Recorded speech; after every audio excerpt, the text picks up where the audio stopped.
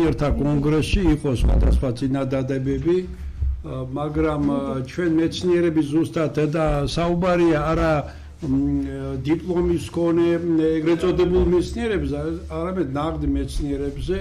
სამწუხაროდ ბოლო 34 წელი ფაქტურად ყოველ შემთხვევაში შევარდნაძეს ხელისუფლებიდან მოსახლეობის მართვა იყო მაშინ ფაქტურად ამყარებული იმას რომ კორუფციაში ჩართული იყო სახელმწიფო სტრუქტურებიდან დაახლოებით 10-დან 9 კაცი და სხვადასხვა დოზით შესაბამისად მათი ოჯახები იქიდან მოპარული ფულით მეტნაკლებად ცხოვრობდნენ და მეცნიერებაში ეკონომიკაში არის ეგრეთ წოდებული ლორენცის წირი რომელიც განსაზღვრავს მოცემულ ქვეყანაში სამართლიანობის და უსამართლობის პირობებს და ის როგორ არის ეს ეგრეთ წოდებული ლორენცის წირი გადახრილი თანაბარ განაწილებასთან. აი შევარდნაძეს დროს მიუხედავად იმისა რომ კორუფცია იყო მეტნაკლებად ძალიან დიდი რაოდენობის, მაგრამ მოსახლეობის დიდი უმრავლესობა მაინც ჩართული იყო კორუფციაში და ოჯახებს გარკვეულწილად ხო,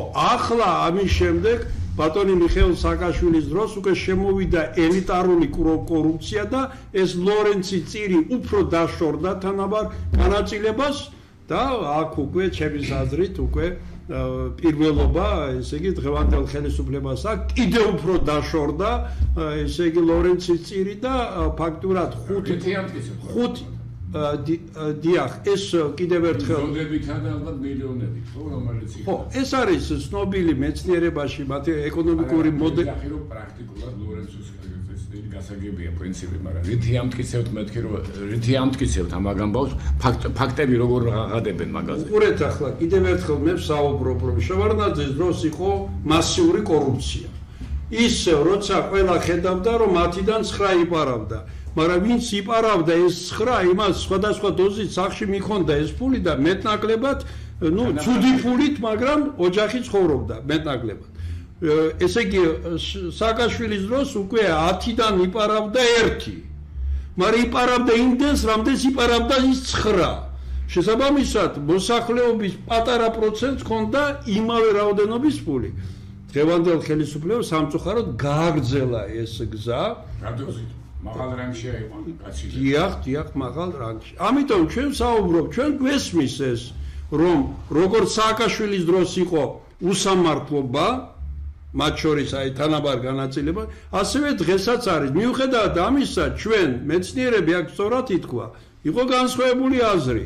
მათ შორის მეცნიერება და განათლება დაანგრევა დაიწყო მიხეილ სააკაშვილის დროს 2004-5 წლიდან. მაგრამ ის, რასაც დღეს თავაზობს ხელისუფლება, ეს ყოველად მიუღებელია. მეცნიერებას ბოლომდე ანგრევენ, განათლება გადაყავთ დაახლოებით ისე რომ პერსპექტივაში აფრიკული ქვეყნების ეს იმ ქვეყანაში, სადაც არსებობს 3 მსოფლიოს დონის სკოლები.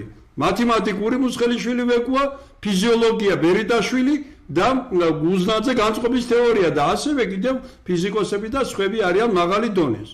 როგორ შეიძლება ქვეყანას, რომელსაც აქვს დიდი ტრადიციები, გადავიდეთ ესე იგი რაღაცნაირად მარტო სპორტი, ცეკვა და კულინარიო. კი ბატონო, ეს კარგია, მაგრამ ქვეყანა განისაზღვრება იმით, რომ რა ურთულ დარგში მეცნიერება განათლებაში წარმატებები აქვს.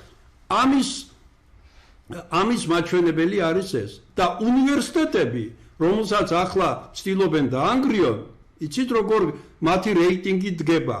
თავარი არის მოცემულ უნივერსიტეტში მომუშავე მეცნიერების სამეცნიერო რეიტინგი, რომელიც დგება არა ერთმა მეცნიერმა თქვა შიდა მოხმარების ჟურნალებში გამოქვეყნება საქართველოს, არამედ უცხოეთში ისე სამეცნიერო ჟურნალებში, რომელიც არის სკოპუსში და Web of Science-ში.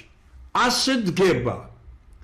და ამიტომ ჩვენ ესე იგი კიდევ ერთხელ გადავდგამთ ნაბიჯ მეცნიერები, რომელსაც კარგად აცნობიერებენ, რომ სააკაშვილის ხელისუფლება, დღევანდელ ხელისუფლება ბევრ მიმართულებით არასწორ ნაბიჯებს დგამს და ჩვენ საუბრობთ, რადგან სამშობლო 3-4-ისთვის ერთია საქართველო. მოგვიწვიეთ ჩვენ მოცემულ დარგში, ფოკუს ჯგუფებში, ჩვენ მზადავართ ვისაუბროთ არა კამათით, არამედ დაუმტკიცოთ, რომ მოცემულ დარგში ასე ჯობია საქართველოს. ხალხს დაავიწყდა საქართველოს ტერიტორიულობის აღდგენის საკითხი.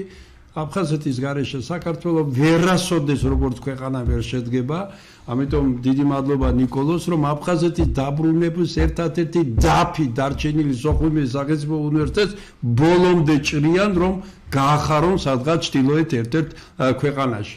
შესაბამისად, ჩვენ მზად ვართ, რომ სხვებსაც მოусმინოთ, ასევე ჩვენი ხედვაც ესე გვინდა წარმოადგინოთ ნებისმიერ დებატებში, სადაც ჩვენ მხრიდან მოცემული ფოკუს ჯგუფები წარმოადგენენ მივლენ და შეგვიძლია ვისაუბროთ. თავარია, რომ ჩვენ შევთანხმდეთ, რომ მოცემული მიმართულებით რა არის საქართველოსთვის კარგი და არა ვთქვათ გარკვეული პარტიისთვის ან გარკვეული მეორე პარტიისთვის ძალაუფლების შენარჩუნების, რადგანაც ბუნებრივი ეს პარტია, რომელიც ხელისუფლება მას აწყობს, რომ თავარი ოპოზიციური ძალა იყოს ის ძალა, რომელიც ვერასოდეს ხელისუფლებაში ვერ მოვა, რადგანაც მოსახლეობა მიცის მათი ყოფნის ხელისუფლების დროს რა როგორ გაკეთდა. ამიტომ ჩვენ საუბრობთ, შეიძლება მესამე ხედვა უფრო უკეთესი საქართველოსთვის.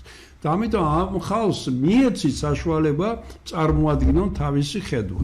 მე ვფიქრობ, რომ ჩვენ ესე იგი ვალდებული ვართ ქართველები, როცა აი გარშემო ესეთი მდგომარეობა არის, ჩვენი სამშობლო საქართველო, რომლის დღემდე მოსვლამდე ბევრმა ესე იგი თავდადებულმა ქართველმა ესე იგი სისხლი და დაღვარა და თავები დადო და შენ მიუხედავად ამისა ერთის მხრიდან ესე იგი ხმალი ეკავათ, მეორეს მხრიდან მუშაობდნენ საქართველოს განვითარებას და შემდეგ რომ ეს ქვეყანა სწორ გზაზე დადგეს და რაღაცნაირად ის შევინარჩუნოთ, რა ჩვენ გვაქვს ტრადიციები, მათ შორის მეცნიერება განათლებაში განვავითაროთ კიდევ, რადგანაც 21 საუკუნე ეს არის ტექნოლოგიების საუკუნე. ახლა ვინმე ხომ უნდა დაფიქრდეს, ახლა ჩინეთი ძლიერი ქვეყანაა, მაგრამ უმაღლესი დონის ტექნოლოგიებში მაინც ამერიკა წინ არის და საფრანგეთის ყველაზე შორის.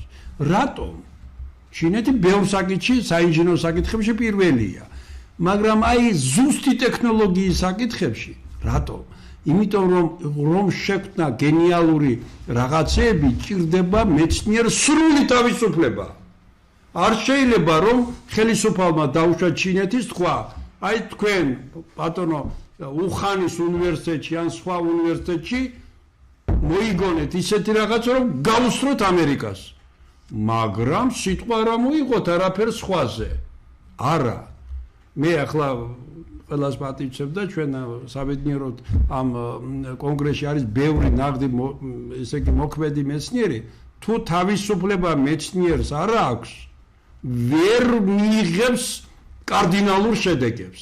რაღაცა პატარა შედეგებს, რომელიც ჩვენ უწოდებთ მეშახტეობა, კარგაგები საუბრობ მეცნიერებაში. აი გენიალური საკითხები მოდის სრულ თავისუფლებაში. ამიტომ ქართველებს გვიყვარს თავისუფლება და ნიჭის გვაქვს. ამიტომ შექმნათ უნდა ისეთი ქვეყანა, სადაც მიეცემა გზა ნიჭსა და თაყვანისება ღირსებას, როგორც თქვა დიდმა პოეტმა. მადლობა. ჩვენ ვფიქრობ